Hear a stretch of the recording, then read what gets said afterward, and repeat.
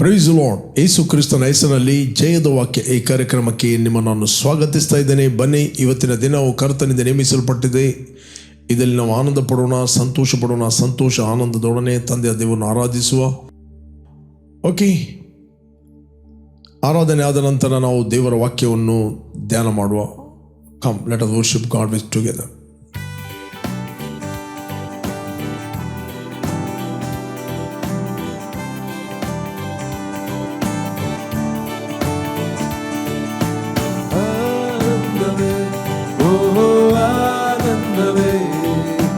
ಯೇಸುವಿನಲ್ಲಿ ನನಗೆ ಆನಂದವೇ, ಆನಂದವೇ, ಓಹೋ ಆನಂದವೇ. ಯೇಸುವಿನಲ್ಲಿ ನನಗೆ ಆನಂದವೇ.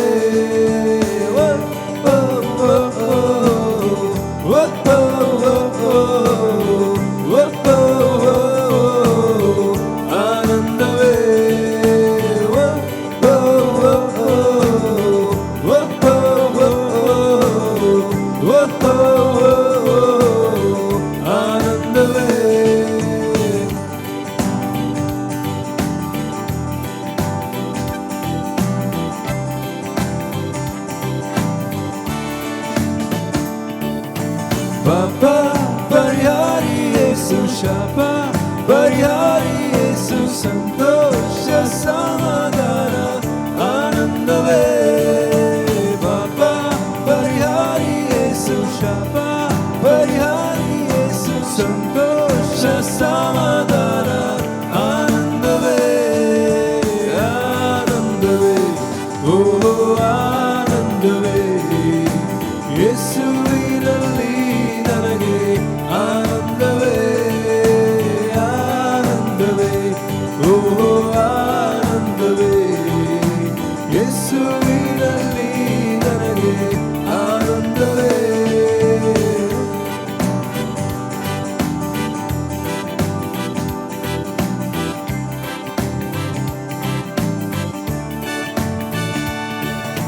ಪರಾಕ್ರಮಶಾಲಿ ಯೇಸು, ನಿತ್ಯ ಸಾಗರ ಯೇಸು, ಕ್ರಿಸ್ತನ ಆತ್ಮದಲ್ಲಿ ಆನಂದವೇ. ಪರಾಕ್ರಮಶಾಲಿ ಯೇಸು, ಕರುಣೆಯ ಸಾಗರ ಯೇಸು, ಕ್ರಿಸ್ತನ ಆತ್ಮದಲ್ಲಿ ಆನಂದವೇ, ಆನಂದವೇ, ಓ ಆನಂದವೇ. ಯೇಸುವಿನಲ್ಲಿ ನನಗೆ ಆನಂದವೇ, ಆನಂದವೇ, ಓ ಆನಂದವೇ. ಯೇಸುವಿನಲ್ಲಿ ನನಗೆ ಆನಂದವೇ.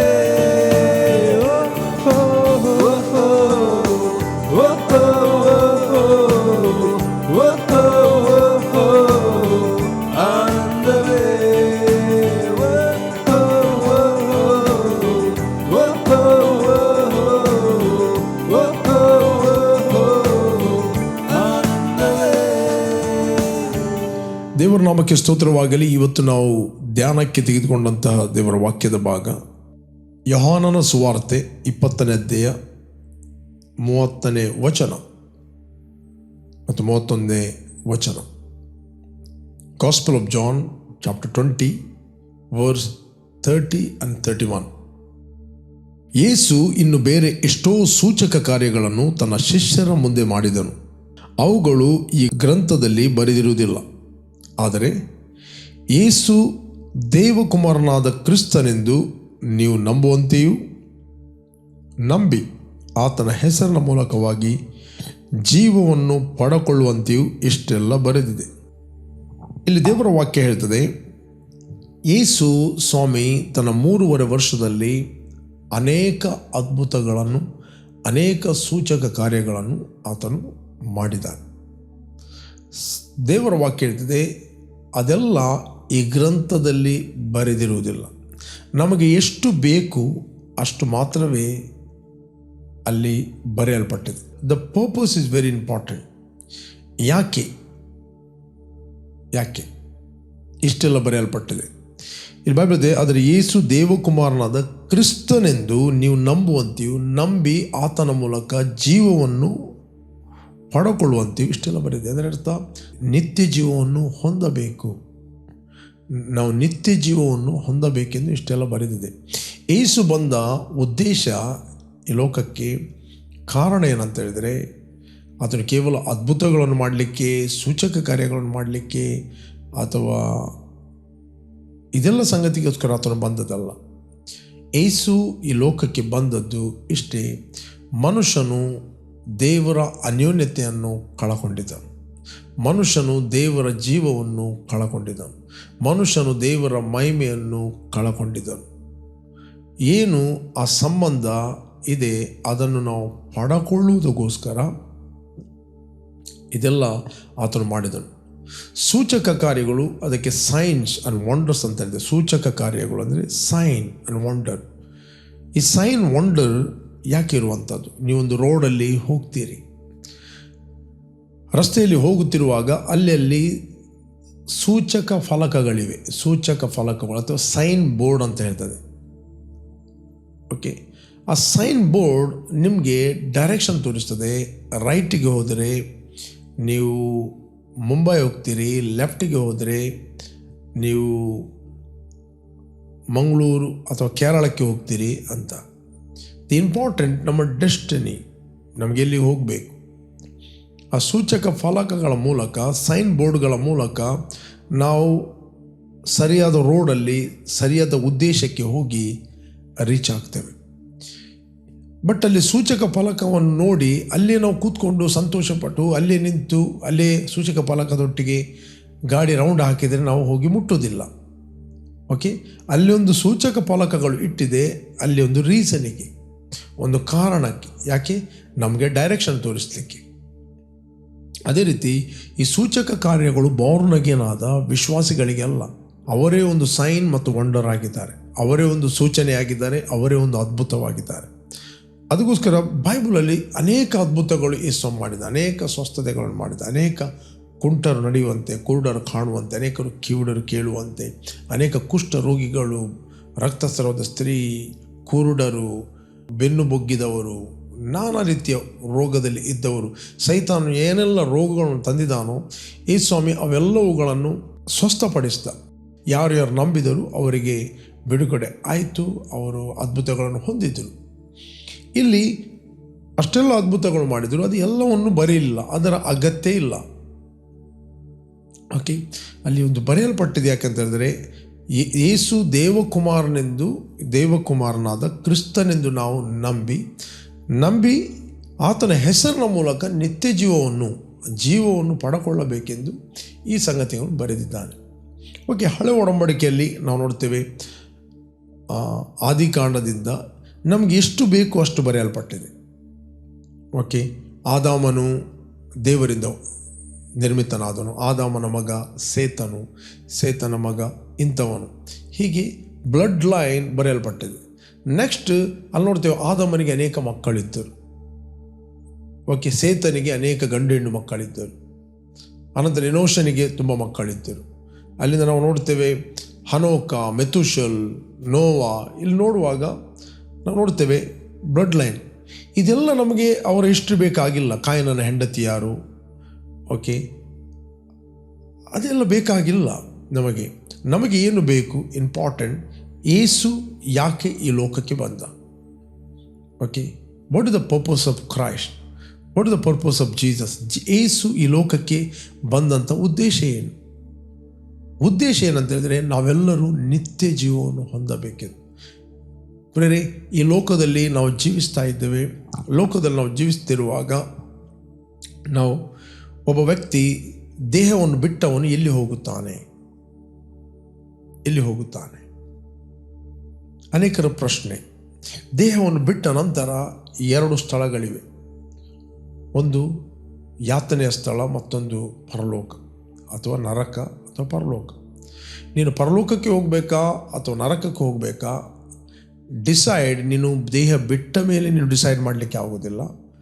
ಅದರ ಡಿಸಿಷನ್ ನೀನು ಇಲ್ಲಿಯೇ ಮಾಡಬೇಕು, ಅದರ ತೀರ್ಮಾನ ಇಲ್ಲೇ ಮಾಡಬೇಕು.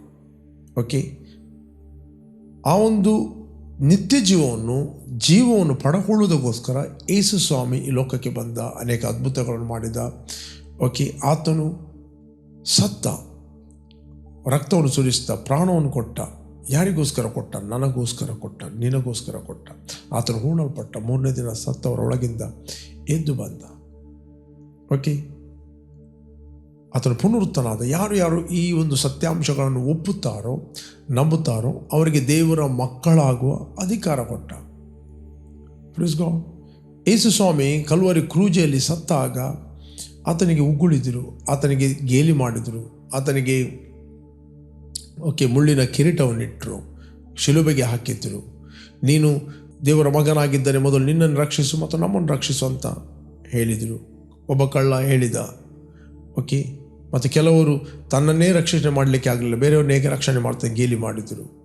ಆತನ ಕಣ್ಣುಗಳಿಗೆ ಬಟ್ಟೆ ಕಟ್ಟಿ ಅವನು ಹೇಳಿದ್ದು, ಈಗ ಪ್ರವಾದನೆ ಮಾಡು, ನಿನಗೆ ಹೊಡೆದವರು ಯಾರಂತ ಹೇಳು.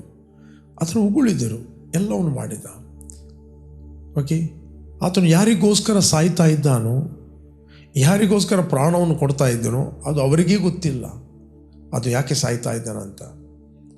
ಓಕೆ, ಅವರೇ ಯಾರಿಗೋಸ್ಕರ ಆತನು ಉಪಕಾರ ಮಾಡ್ತಾ ಇದ್ದಾನೋ, ಯಾರಿಗೋಸ್ಕರ ಆತನು ಸಾಯ್ತಾ ಇದ್ದಾನೋ ಆ ವ್ಯಕ್ತಿಗಳೇ ಅವನಿಗೆ ದೂಷಣೆ ಮಾಡ್ತಾ ಇದ್ದಾರೆ, ಅವನಿಗೆ ನೆಗಡ್ತಾ ಇದ್ದಾರೆ. ಓಕೆ, ಅವನಿಗೆ ಗೇಲಿ ಮಾಡ್ತಾ ಇದ್ದಾರೆ. ಬಟ್ ಈ ಸ್ವಾಮಿ ಒಂದು ಮಾತು ಹೇಳಿದ ಶಿಲುಬೆಯಲ್ಲಿ, ತಂದೆ ಅವರು ಏನು ಮಾಡ್ತಾರೆ ಗೊತ್ತಿಲ್ಲ, ಅವರು ಏನು ಮಾಡ್ತಾರೆ ಎಂದು ಅವರಿಗೇ ಗೊತ್ತಿಲ್ಲ, ಅವರನ್ನು ಕ್ಷಮಿಸು.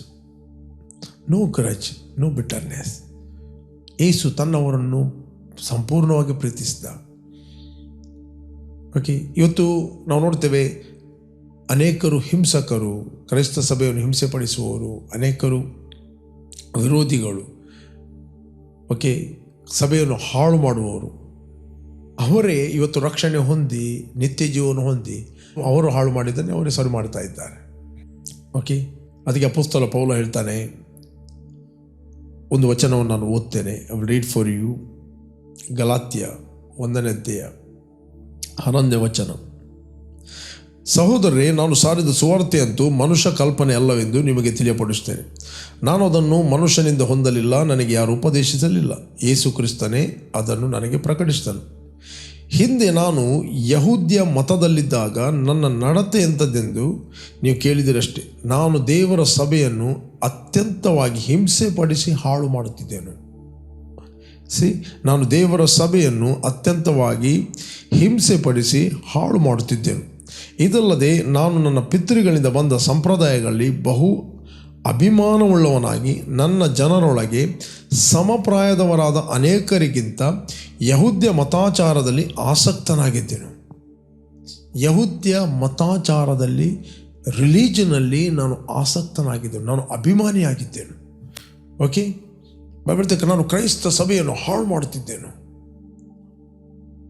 ಯಾವ ವ್ಯಕ್ತಿ ಕ್ರೈಸ್ತ ಸಭೆಯನ್ನು ಹಾಳು ಮಾಡುತ್ತಿದ್ದನೋ ದೇವರು ಅದೇ ವ್ಯಕ್ತಿಯನ್ನು ಆರಿಸ್ತಾ ಸರಿಪಡಿಸಲಿಕ್ಕೆ. This the beauty of god. ಇವತ್ತು ಪ್ರೇರೆ, ಪ್ರತಿಯೊಬ್ಬ ವ್ಯಕ್ತಿ ಆತನು ನಿತ್ಯ ಜೀವವನ್ನು ಹೊಂದಿಕೊಳ್ಬೇಕು. ದೇವರೊಬ್ಬನೇ, ದೇವರಿಗೂ ಮನುಷ್ಯರಿಗೂ ಮಧ್ಯಸ್ಥನೊಬ್ಬನೇ, ಆತನು ಮನುಷ್ಯನಾಗಿರುವ ಯೇಸು ಕ್ರಿಸ್ತನು. ಓಕೆ, ಯೇಸುವಿನ ಹೆಸರಿನಲ್ಲಿ ನಂಬಿಕೆಟ್ಟವರಿಗೆ ಆ ನಿತ್ಯ ಜೀವ ಉಂಟು, ಇಟರ್ನಲ್ ಲೈಫ್ ಉಂಟು. ಓಕೆ, ಅದಕ್ಕೋಸ್ಕರ ದೇವರ ವಾಕ್ಯದಲ್ಲಿ ಅನೇಕ ಅದ್ಭುತಗಳನ್ನು, ಅನೇಕ ಸೂಚಕ ಕಾರ್ಯಗಳನ್ನು ನೀವು ಓದುವಾಗ ಕೇವಲ ಅಲ್ಲೇ ನಿಲ್ಲಬೇಡ್ರಿ. ಬಟ್ ಯಾಕೆ ಆತನು ಅದ್ಭುತವನ್ನು ಮಾಡಿದ, ಯಾಕೆ ಆತನು ಸೂಚಕ ಕಾರ್ಯಗಳು ಮಾಡಿದ? ಎಲ್ಲರೂ ರಕ್ಷಣೆ ಹೊಂದಬೇಕು, ಎಲ್ಲರೂ ನಿತ್ಯ ಜೀವನ ಹೊಂದಬೇಕು. ಕೇವಲ ಸೈನ್ ಬೋರ್ಡನ್ನು ನೋಡಿ ಅಲ್ಲಿ ನಿಲ್ಲುವುದಲ್ಲ. ಓಕೆ, ನೀವು ಅದ್ಭುತಗಳನ್ನು ನೋಡಿದಾಗ ನಿಮ್ಮ ಮೇಲೆ ಒಂದು ಜವಾಬ್ದಾರಿ ಇದೆ. ಏನು? You must move forward. ನಿನಗೊಮ್ಮೆ ರಸ್ತೆ ಗೊತ್ತಾಯಿತು, ಸೈನ್ ಗೊತ್ತಾಯಿತು, ನೀನು ಅಲ್ಲಿ ನಿಲ್ಲುವುದಲ್ಲ, ನಿನ್ನ ಡೆಸ್ಟಿನಿಗೆ ನೀನು ಮುಂದೆ ಹೋಗಬೇಕು. ಮುಂದೆ ಹೋಗದಿದ್ದರೆ ಯು ಆರ್ ಇನ್ ಟ್ರಬಲ್. 11ನೇ ಅಧ್ಯಾಯದಲ್ಲಿ ಈ ಸ್ವಾಮಿ ಒಂದು ಮಾತು ಹೇಳ್ತಾನೆ. 11ನೇ ಅಧ್ಯಾಯದಲ್ಲಿ ಮತ್ತಾಯನ ಬರೆದ ಸುವಾರ್ತೆ, ಓಕೆ, ಮ್ಯಾಥ್ಯೂ ಚಾಪ್ಟರ್ 11 20ನೇ ವಚನ. ಮತ್ತಾಯನ ಬರೆದ ಸುವಾರ್ತೆ 11ನೇ ಅಧ್ಯಾಯ 20ನೇ ವಚನ. ಆಗ ಆತನು ತನ್ನ ಮಹತ್ಕಾರ್ಯಗಳು ಬಹಳವಾಗಿ ನಡೆದ ಊರುಗಳು ದೇವರ ಕಡೆಗೆ ತಿರುಗಲಿಲ್ಲವೆಂದು ಅವುಗಳನ್ನು ಗದರಿಸತೊಡಗಿದನು. ಅದ್ಭುತ ಸೂಚಕ ಕಾರ್ಯಗಳು ಅದು ವಿಶ್ವಾಸಿಗಳಿಗೆ ಅಲ್ಲ, ಅದ್ಭುತ ಸೂಚಕ ಕಾರ್ಯಗಳು ಅವಿಶ್ವಾಸಿಗಳಿಗೆ. ಅದ್ಭುತ ಸೂಚಕ ನೋಡಿದ ಕೂಡಲೇ ಒಬ್ಬ ವ್ಯಕ್ತಿ ಆತನು ದೇವರ ಕಡೆಗೆ ತಿರುಗಬೇಕು. ಅದಕ್ಕೆ ಯೇಸು ಹೇಳ್ದ, ಆಗ ಆತನು ತನ್ನ ಮಹತ್ಕಾರ್ಯಗಳು ಬಹಳವಾಗಿ ನಡೆದ ಊರುಗಳು ದೇವರ ಕಡೆಗೆ ತಿರುಗಿಲ್ಲವೆಂದು ಅವುಗಳನ್ನು ಗದರಿಸತೊಡಗಿದನು. ಹೇಗೆಂದರೆ, ಅಯ್ಯೋ ಕೊರೊಜನೆ, ಅಯ್ಯೋ ಬೆಸ್ಸಾಯಿದವೇ, ನಿಮ್ಮಲ್ಲಿ ನಡೆದ ಮಹತ್ಕಾರ್ಯಗಳು ತೂರ್ ಮತ್ತು ಸಿದೋನ್ ಪಟ್ಟಣಗಳಲ್ಲಿ ನಡೆದಿದ್ದರೆ ಅಲ್ಲಿ ಅವರು ಆಗಲೇ ಗೋಣಿತಟ್ಟು ಹೊದ್ದುಕೊಂಡು ಬೂದಿಯಲ್ಲಿ ಕೂತುಕೊಂಡು ದೇವರ ಕಡೆಗೆ ತಿರುಗಿಕೊಳ್ತಿದ್ದರು. 22ನೇ ವಚನ, ಆದರೆ ನ್ಯಾಯ ವಿಚಾರಣೆಯ ದಿನದಲ್ಲಿ ನಿಮ್ಮ ಗತಿಗಿಂತಲೂ ತೂರ್ ಸಿದೋನ್ ಪಟ್ಟಣಗಳ ಗತಿ ಮೇಲಾಗಿರುವುದು ಎಂದು ನಿಮಗೆ ಹೇಳುತ್ತೇನೆ. ಎಲ್ಲ ಕಪರ್ನವೇ, ನೀನು ಪರಲೋಕಕ್ಕೆ ಇರಿಸಲ್ಪಡುವೆಯಾ, ಪಾತಾಳಕ್ಕೆ ಇಳಿಯುವಿ. ಎಲೇ ಕಪರ್ನವೇ, ಕಪರ್ನೌಮಿನಲ್ಲಿ ಯೇಸು ಬಹಳ ಅದ್ಭುತಗಳನ್ನು ಮಾಡಿದ ಕಡೆಗೆ ಅಲ್ಲಿ ಅನೇಕರು ದೇವರ ಕಡೆಗೆ ತಿರುಗಲಿಲ್ಲ. ಓಕೆ, ಈ ಸೈನ್ ವಂಡರ್ ಎಂಬುವಂಥದ್ದು, ಅದ್ಭುತ ಎಂಬುದು ಸೂಚನೆ. ತಿರುಗಲಿಲ್ಲ. ಎಲೈ ಕಪರ್ನೌಮೇ, ನೀನು ಪರಲೋಕಕ್ಕೆ ಇರಿಸಲ್ಪಡುವೆಯಾ, ಪಾತಾಳಕ್ಕೆ ಇಳಿವಿ. ನಿನ್ನಲ್ಲಿ ನಡೆದ ಮಹತ್ಕಾರ್ಯಗಳು ಸೊದೋಮಿನಲ್ಲಿ ನಡೆದಿದ್ದರೆ ಅದು ಇಂದಿನವರೆಗೂ ಉಳಿಯುತ್ತಿತ್ತು. ಅವ್ರಿಗೆ ಗೊತ್ತಿಲ್ಲ. ನಿನ್ನಲ್ಲಿ ನಡೆದ ಮಹತ್ಕಾರ್ಯಗಳು ಸೊದೋಮಿನಲ್ಲಿ ನಡೆದರೆ ಅದು ಇಂದಿನವರೆಗೂ ಉಳಿಯುತ್ತಿತ್ತು. ಬಟ್ ನೆಕ್ಸ್ಟ್ ಏನು ಹೇಳ್ತಾನೆ, ಆದರೆ ನ್ಯಾಯವಿಚಾರಣೆಯ ದಿನದಲ್ಲಿ ನಿನ್ನ ಗತಿಗಿಂತಲೂ ಸೊದೋಮ್ ಸೀಮೆಯ ಗತಿಯು ಮೇಲಾಗಿರುವುದು ಎಂದು ನಿಮಗೆ ಹೇಳುತ್ತೇನೆ ಅಂದನು. ಅಂದರೆ ಸೊದೋಮ್ ಗೊಮೋರ ಕೂಡ ವೆಯ್ಟ್ ಮಾಡ್ತಾ ಇದೆ ಜಡ್ಜ್ಮೆಂಟಿಗೆ. ಓಕೆ, ಆ ಜಡ್ಜ್ಮೆಂಟಲ್ಲಿ ಕೂಡ ಸ್ಟೇಜ್ಗಳಿವೆ. ಹೇಳ್ತೇನೆ, ನಿಮ್ಮ ಗತಿಗಿಂತ ಅದರ ಗತಿ ಮೇಲಾಗಿರುವುದು ನ್ಯಾಯವಿಚಾರಣೆಯಲ್ಲಿ, ಇನ್ ದ ಜಡ್ಜ್ಮೆಂಟ್. ಒಬ್ಬ ವ್ಯಕ್ತಿ ಯೇಸುವನ್ನು ರಕ್ಷಕನ ಒಡೆಯನ್ನು ಅಂಗೀಕಾರ ಮಾಡಿದ, ಒಂದು ಕ್ಯಾನ್ಸರ್ನಲ್ಲಿದ್ದ ಅಥವಾ ಕಾಯಿಲೆಯಲ್ಲಿದ್ದ, ಅವನು ಗುಣ ಆದ, ಅವನ ಟೆಸ್ಟ್ ಮನಿ ಸುತ್ತಮುತ್ತಲಿದ್ದ ಜನರಿಗೆ ಒಂದು ಸೈನ್ ಆಗಿದೆ. ಆ ಸೈನ್ ನೋಡಿ ಅವರು ದೇವರ ಕಡೆಗೆ ತಿರುಗಬೇಕು. ದೇವರ ಕಡೆಗೆ ತಿರುಗುವುದಿಲ್ಲ ಅಂತ ಹೇಳಿದರೆ they are in trouble. Okay, they must repent. ಇವತ್ತು ಸೈನ್ಸ್ ವಂಡರ್ಸ್ಗಳು ಯಾಕೆ? ನಮಗೆ ಸರಿಯಾದ ಡೈರೆಕ್ಷನಲ್ಲಿ ಹೋಗಲಿಕ್ಕೆ. ಸರಿಯಾದ ಡೈರೆಕ್ಷನ್, ಆ ಮಾರ್ಗ ಬೇರೆ ಯಾವುದಲ್ಲ, ಯೇಸುವೆ. ಯೇಸು ಹೇಳಿದ, ನಾನೇ ಸತ್ಯ, ನಾನೇ ಜೀವ, ನಾನೇ ಮಾರ್ಗ, ನನ್ನ ಹೊರತು ಯಾರು ಕೂಡ ತಂದೆಯ ಬಳಿಗೆ ಹೋಗಲಿಕ್ಕೆ ಆಗುವುದಿಲ್ಲ. ದೇವರೊಬ್ಬನೇ ದೇವರಿಗೆ ಮತ್ತು ಮನುಷ್ಯರಿಗೆ ಮಧ್ಯಸ್ಥನೊಬ್ಬನೇ, ಆತನ ಮನುಷ್ಯನಾಗಿರುವ ಯೇಸು ಕ್ರಿಸ್ತನು. ಪ್ರೇರೆ, ಅದಕ್ಕೋಸ್ಕರ ಯೇಸು ಸ್ವಾಮಿ ಅನೇಕ ಅದ್ಭುತಗಳನ್ನು ಸೂಚಕ ಕಾರ್ಯಗಳನ್ನು ಮಾಡಿದ. ಈ ಪುಸ್ತಕದಲ್ಲಿ ಬರೆದಿರುವುದಿಲ್ಲ, ಅದೆಲ್ಲ ಬರೆದರೆ ಪುಸ್ತಕಗಳು ಸಾಕಾಗುವುದಿಲ್ಲ ಅಂತ ಯೋಹಾನನು ಹೇಳುತ್ತಾನೆ. 20:30-31 ವಚನದಲ್ಲಿ ಯೇಸು ದೇವಕುಮಾರನು ಆದ ಕ್ರಿಸ್ತನೆಂದು ಒಪ್ಪಿಕೊಂಡು ಆತನ ಹೆಸರಿನ ಮೂಲಕ ನಿತ್ಯ ಜೀವವನ್ನು, ಅಂದರೆ ಜೀವವನ್ನು ಪಡಕೊಳ್ಳಬೇಕೆಂದು ಇಷ್ಟೆಲ್ಲ ಬರೆದಿದೆ. Praise God. ಇವತ್ತು ಸತ್ಯವೇದದಲ್ಲಿ ಇದೆಲ್ಲ ಯಾಕೆ ಬರೆಯಲ್ಪಟ್ಟಿದೆ? ಓನ್ಲಿ ಒನ್ ರೀಸನ್, ನಾವು ಜೀವವನ್ನು ಹೊಂದಬೇಕು. ಓಕೆ, ಅನೇಕರು ಅದ್ಭುತಗಳನ್ನು ಹೊಂದುತ್ತಾರೆ, ಬಟ್ ಅವರು ಯೇಸುವನ್ನು ನಂಬುವುದಿಲ್ಲ, ಅವರು ನಿತ್ಯ ಜೀವನ ಹೊಂದುವುದಿಲ್ಲ. ನಿತ್ಯ ಜೀವಕ್ಕೋಸ್ಕರ ಯೇಸುವನ್ನು ನಂಬುವಂಥದ್ದು ವೆರಿ ವೆರಿ ಇಂಪಾರ್ಟೆಂಟ್. ಓಕೆ ಪ್ರೇರೆ, ನಮ್ಮ ಜೀವಿತ ಕೇವಲ ಇಲ್ಲಿ ಎಂಡ್ ಆಗುವುದಿಲ್ಲ. ನಾವು ಯುಗ ಯುಗಾಂತರಗಳಲ್ಲಿ ಜೀವಿಸುವವರಾಗಿದ್ದೇವೆ. ಪರಲೋಕ ಎಂಬುವಂಥದ್ದು ಯುಗ ಯುಗಾಂತರ. ನೀನು ಎಂಬುವನು ಯುಗ ಯುಗಾಂತರಗಳಲ್ಲಿರ್ತಿ. ಬಟ್ ಯುಗ ಯುಗಾಂತರಗಳಲ್ಲಿ ನಿನ್ನ ಸಮಯವನ್ನು ಎಲ್ಲಿ ಸ್ಪೆಂಡ್ ಮಾಡುತ್ತೆ? ಒಂದು ಯಾತನೆಯ ಸ್ಥಳ ಇದೆ, ಒಂದು ಪರಲೋಕ ಇದೆ. ಪ್ರೇರೆ, ಇಷ್ಟರವರೆಗೆ ನಿಮ್ಮ ಜೀವಿತವನ್ನು ನೀವು ಕಮಿಟ್ ಮಾಡಲಿಲ್ಲ ಅಂತೇಳಿ, ಯೇಸುವನ್ನು ನಿನ್ನ ರಕ್ಷಕನು ಒಡೆಯನೆಂದು ನೀನು ಅಂಗೀಕಾರ ಮಾಡದಿದ್ದರೆ, ದಿಸ್ ಅ ರೈಟ್ ಟೈಮ್. ನಿಮ್ಮ ಹೃದಯದಲ್ಲಿ ಯೇಸುವನ್ನು ಕರೆಯಿರಿ. You will receive eternal life. ನೀವು ನಿತ್ಯ ಜೀವನ ಹೊಂದುತ್ತೀರಿ. ದೇವರ ವಾಕ್ಯ ಹೇಳಿದೆ, ಆಕಾಶದ ಕೆಳಗೆ ಭೂಮಿಯ ಮೇಲೆ ರಕ್ಷಣೆಗೆ ಬೇರೊಂದು ಹೆಸರಿಲ್ಲ.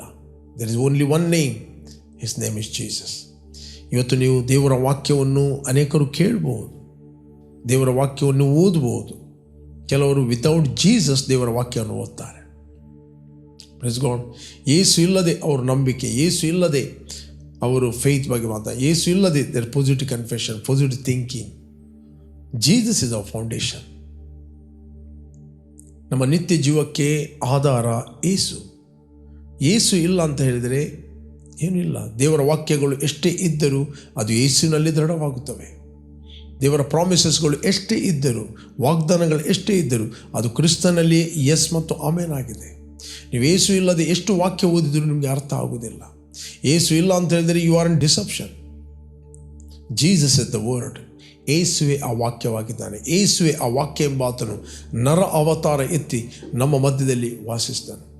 ಯೇಸು ಎಂದು ಮಾತು ಹೇಳಿದೆ, ನೀವು ನನ್ನನ್ನು ಪ್ರೀತಿ ಮಾಡುವುದಾದರೆ ನನ್ನ ಮಾತುಗಳನ್ನು ನೀವು ಕೈಗೊಂಡು ನಡೆಯುತ್ತೀರಿ, ನಾನು ಹೇಳಿದೆಲ್ಲವೂ ನೀವು ಮಾಡುತ್ತೀರಿ. Love Jesus. ಯೇಸು ನಿನಗೋಸ್ಕರ ಸತ್ತಿದ್ದಾನೆ, ನಿನಗೋಸ್ಕರ ಪ್ರಾಣವನ್ನು ಕೊಟ್ಟಿದ್ದಾನೆ, ನಿನಗೋಸ್ಕರ ರಕ್ತವನ್ನು ಸುರಿಸಿದ್ದಾನೆ. ನೀನು ಒಬ್ಬನೇ ಈ ಲೋಕದಲ್ಲಿ ಇದ್ದರೂ ನಿನಗೋಸ್ಕರ ಆತನು ಬರುತ್ತಿದ್ದ, ನಿನಗೋಸ್ಕರ ಆತನ ಪ್ರಾಣವನ್ನು ಕೊಡ್ತಿದ್ದ. Don't neglect the salvation. ನೀನು ಎಲ್ಲಿಂದ ವಾಚ್ ಮಾಡಿರ್ಬೋದು, ಒಂದು ವೇಳೆ ಹೋಟೆಲಿಂದವೋ, ಮನೆಯಿಂದವೋ, ಬೆಡ್ರೂಮಿಂದವೋ ಅಥವಾ ಎಲ್ಲಿಂದಲೂ ವಾಚ್ ಮಾಡ್ತಾ ಇದ್ದಿ. ನನಗೆ ಎನ್ಕರೇಜ್ ಮಾಡ್ತೇನೆ, ಜೀಸಸ್ ಲವ್ಸ್ ಯು. ಯೇಸು ನಿನ್ನನ್ನು ಪ್ರೀತಿ ಮಾಡುತ್ತಾನೆ. ಆತನಿಗೆ ನಿತ್ಯ ಜೀವವನ್ನು ಕೊಡುತ್ತಾನೆ. ನಿನ್ನ ಅಪರಾಧಗಳಿಗೋಸ್ಕರ ದೇವರು ನಿನ್ನನ್ನು ಒಪ್ಪಿಸಲಿಲ್ಲ. ನಿನ್ನ ಪಾಪದ ಶಿಕ್ಷೆಗೋಸ್ಕರ ದೇವರು ನಿನ್ನನ್ನು ಒಪ್ಪಿಸಲಿಲ್ಲ. ನಿನ್ನ ಪಾಪದ ಶಿಕ್ಷೆಗೋಸ್ಕರ ಆತನೇ ಮನುಷ್ಯನಾಗಿ ಆ ಶಿಕ್ಷೆಯನ್ನು ಆತನು ಹೊತ್ತುಕೊಂಡ, ಆ ಜಡ್ಜ್ಮೆಂಟನ್ನು ಆತನು ಹೊತ್ತುಕೊಂಡ, ಆ ತೀರ್ಪನ್ನು ಆತನು ಹೊತ್ತುಕೊಂಡ, ಆ ಶಾಪವನ್ನು ಆತನು ಹೊತ್ತುಕೊಂಡ ಮತ್ತು ನಿನ್ನನ್ನು ಆತನು ವಿಮೋಚಿಸಿದ್ದಾನೆ. He is our redemption. Jesus is our redemption. ಆತನೇ ನಮ್ಮ ವಿಮೋಚನೆ ಆಗಿದೆ. ವಿಮೋಚನೆ ಅಂದರೆ ಏನು? ಕೆಲವೊಮ್ಮೆ ಕೆಲವರು ಗೋಲ್ಡನ್ನು ಅಡವಿಡ್ತಾರೆ. ಫಾರ್ ಎಕ್ಸಾಂಪಲ್ 1 ಲಕ್ಷದ ಗೋಲ್ಡ್ ಆದರೆ ಒಂದು 80,000ಕ್ಕೆ ಅವರು 50,000ಕ್ಕೆ ಅಡವಿಡ್ತಾರೆ. ಆ ಗೋಲ್ಡನ್ನು ಬಿಡಿಸಬೇಕಂತ ಹೇಳಿದರೆ ಆ 50,000 ಕೊಟ್ಟು ಅಥವಾ 1 ಲಕ್ಷ ಕೊಟ್ಟು ಅದನ್ನು ಬಿಡಿಸಬೇಕು. ಬಟ್ ಯೇಸು ಸ್ವಾಮಿ ನಮ್ಮನ್ನು ದುಷ್ಟನ ಕೈಯಿಂದ ನ್ಯಾಯವಾಗಿ ಆತ ನಮ್ಮನ್ನು ಬಿಡಿಸ್ತಾನೆ, ವಿಮೋಚಿಸ್ತಾನೆ. ಏನನ್ನು ಕೊಟ್ಟು? ಬೆಳ್ಳಿ ಬಂಗಾರ ನಶಿಸಿ ಹೋಗುವಂಥ ವಸ್ತುಗಳನ್ನು ಕೊಟ್ಟು ಅಲ್ಲ, ಆತನ ರಕ್ತವನ್ನು ಕೊಟ್ಟು, ಆತನ ಪ್ರಾಣವನ್ನು ಕೊಟ್ಟು ನಮ್ಮನ್ನು ಆತನು ವಿಮೋಚನೆ ಮಾಡಿದ್ದಾನೆ, ನಮ್ಮನ್ನು ಆತನು ಬಿಡುಗಡೆ ಮಾಡಿದ್ದಾನೆ. ಹೀ ಈಸ್ ಅವರ್ ರಿಡಂಪ್ಷನ್. ಪ್ರೇರೆ, ಎಲ್ಲಿಂದ ನೀವು ವೀಕ್ಷಿಸ್ತಾ ಇದ್ದೀರಿ? ಇಷ್ಟವರಿಗೆ ಯೇಸುವನ್ನು ರಕ್ಷಕನು ಒಡೆಯನೆಂದು ನೀವು ಅಂಗೀಕಾರ ಮಾಡದಿದ್ದರೆ ನೀವು ಅಂಗೀಕಾರ ಮಾಡಿರಿ, ಒಪ್ಪಿರಿ, ಆಗ ನೀವು ನಿತ್ಯ ಜೀವವನ್ನು ಹೊಂದುತ್ತೀರಿ. Praise God. ನೀವು ನಿತ್ಯ ಜೀವವನ್ನು ಹೊಂದುತ್ತೀರಿ. You will receive eternal life. ದೇವರು ಲೋಕದ ಮೇಲೆ ಎಷ್ಟೋ ಪ್ರೀತಿಯನ್ನು ಮಾಡಿ ತನ್ನ ಒಬ್ಬನೇ ಮಗನಾದ ಯೇಸು ಅನ್ನು ಲೋಕಕ್ಕೆ ಕಳಿಸಿದ. ಆತನ ನಂಬುವ ಒಬ್ಬನಾದರೂ ನಾಶವಾಗದೆ ನಿತ್ಯ ಜೀವವನ್ನು ಹೊಂದಬೇಕೆಂದು ದೇವರು ತನ್ನ ಮಗನನ್ನು ಈ ಲೋಕಕ್ಕೆ ಕೊಟ್ಟ. ದ ಇಟರ್ನಲ್ ಲೈಫ್, ನಿತ್ಯ ಜೀವ. ಒಂದು ವೇಳೆ ನೀವು ಯೇಸುವನ್ನು ರಕ್ಷಕನ ಒಡೆಯನೆಂದು ಅಂಗೀಕಾರ ಮಾಡಿದರೆ ದಿಸ್ ದ ರೈಟ್ ಟೈಮ್. ನಾನು ನಿಮಗೋಸ್ಕರ ಪ್ರಾರ್ಥನೆ ಮಾಡ್ತೇನೆ, ನನ್ನೊಟ್ಟಿಗೆ ನೀವು ಏಕರಿಯಾಗಿರಿ. ನಿಮ್ಮ ಹೃದಯದಲ್ಲಿ ಯೇಸುವನ್ನು ಕರೆಯಿರಿ. ಭೂಮಿ ಆಕಾಶಗಳನ್ನು ಉಂಟು ಮಾಡಿದ ಸರ್ವಶಕ್ತನ ತಂದೆ, ಯೇಸುವಿನ ನಾಮದಲ್ಲಿ ನಾವು ನಿನ್ನ ಸನ್ನಿಧಿಯಲ್ಲಿ ಇದ್ದೇವೆ. ಯೇಸುವೆ, ನೀನು ಸುರಿಸಿದ ರಕ್ತದ ಮೂಲಕ ನಮ್ಮ ಅಪರಾಧಗಳು ಪರಿಹಾರವಾಗಿ ನಮಗೆ ಬಿಡುಗಡೆ ಆಯಿತು. ನಿನ್ನನ್ನು ನಮ್ಮ ಸ್ವಂತ ರಕ್ಷಕನು ಒಡೆಯನೆಂದು ನಮ್ಮ ಹೃದಯದಲ್ಲಿ ನಾವು ಅಂಗೀಕಾರ ಮಾಡುತ್ತೇವೆ ಮತ್ತು ಬಾಯಿಂದ ನಾವು ಅರಿಕೆ ಮಾಡುತ್ತೇವೆ. ಯೇಸುವೆ ನಮ್ಮ ಕರ್ತನೆಂದು ನಾವು ನಂಬುತ್ತೇವೆ. ನಮಗೆ ಕ್ರಿಸ್ತನಲ್ಲಿ ಬಿಡುಗಡೆ ಆಯಿತು. ಯೇಸು ನಾಮದಲ್ಲಿ ತಂದೆ. Amen, amen, amen. ಓಕೆ, ಯಾರು ನೀವು ಬರ್ತ್ಡೇ ಮತ್ತು ವೆಡ್ಡಿಂಗ್ ಆ್ಯನಿವರ್ಸರಿಯನ್ನು ಸೆಲೆಬ್ರೇಟ್ ಮಾಡ್ತಾ ಇದ್ದೀರಿ, ನಿಮಗೋಸ್ಕರ ಪ್ರಾರ್ಥನೆ ಮಾಡ್ತೇವೆ. Blessed happy birthday and blessed happy wedding anniversary. ತಂದೆ, ಯಾರು ಇವತ್ತು ಬರ್ತ್ಡೇ ಮತ್ತು ವೆಡ್ಡಿಂಗ್ ಆ್ಯನಿವರ್ಸರಿಯನ್ನು ಸೆಲೆಬ್ರೇಟ್ ಮಾಡ್ತಾ ಇದ್ದರು, ಇವರಿಗೋಸ್ಕರ ನಾನು ಪ್ರಾರ್ಥಿಸ್ತೇನೆ. ನಿನ್ನ ಹಸ್ತವು ಇವರ ಮೇಲೆ ಇರಲಿ. ನೀತಿವಂತರ ಬೆಳಕು ಅದು ಮಧ್ಯಾಹ್ನದವರೆಗೂ ಬೆಳಗುವ ಬೆಳಕಿನಂತೆ ಇರುತ್ತದೆ.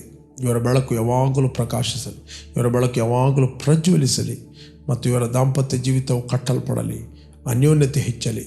ಯೇಸು ನಾಮದಲ್ಲಿ ತಂದೆ. Amen, amen. ಜಯದ ವಾಕ್ಯ ಈ ಕಾರ್ಯಕ್ರಮವನ್ನು ಪ್ರತಿದಿನ ಬೆಳಿಗ್ಗೆ ಬಿಗ್ ಜೆ ಟಿವಿಯಲ್ಲಿ 7 ಗಂಟೆಯಿಂದ 7:30ಕ್ಕೆ ನೀವು ವೀಕ್ಷಿಸ್ಬೋದು. 7:30ರಿಂದ 8 ಗಂಟೆ ತನಕ ರಿಪೀಟ್ ಆಗಿ ನಮ್ಮ YouTube channel word of victory church Udupi ಅದರಲ್ಲಿ ನೀವು ವೀಕ್ಷಿಸ್ಬೋದು. ವರ್ಡ್ ಆಫ್ ವಿಕ್ಟ್ರಿ ಯೂಟ್ಯೂಬನ್ನು ನೀವು ಇತರಿಗೆ ಶೇರ್ ಮಾಡಿರಿ, ಸಬ್ಸ್ಕ್ರೈಬ್ ಮಾಡಿರಿ. ಅನೇಕ ಅನ್ರೀಚಿಗೆ ಅದು ರೀಚ್ ಆಗಲಿ. ಸಂಜೆ ಲೈವ್ ಆಗಿ ನಾನು 7:15ರಿಂದ 8 ಗಂಟೆಗೆ ನಾನು ಮಾತಾಡ್ತಾ ಇದ್ದೇನೆ ಫೇಸ್ಬುಕ್ ಮತ್ತು ಯೂಟ್ಯೂಬಲ್ಲಿ. ನೀವು ಬನ್ನಿ, ಲೈವ್ ಆಗಿ ನನ್ನೊಟ್ಟಿಗೆ ಜಾಯ್ನ್ ಆಗಿರಿ ಮತ್ತು ಇತರರಿಗೆ ನೀವು ವಾಕ್ಯವನ್ನು ಶೇರ್ ಮಾಡಿರಿ. Okay, you are bless. Continue ಆಗಿ ಬಿಗ್ ಜೆ ಟಿವಿ ಮತ್ತು ವರ್ಡ್ ಆಫ್ ವಿಕ್ಟ್ರಿ ಯೂಟ್ಯೂಬ್ ಚಾನಲ್ಲಿ ಕಂಟಿನ್ಯೂ ಆಗಿ ನಿರಂತರವಾಗಿ ವಾಕ್ಯವನ್ನು ಕೇಳಿ ಇತರಿಗೆ ಶೇರ್ ಮಾಡಿರಿ. You are bless. ಆಮೆನ್.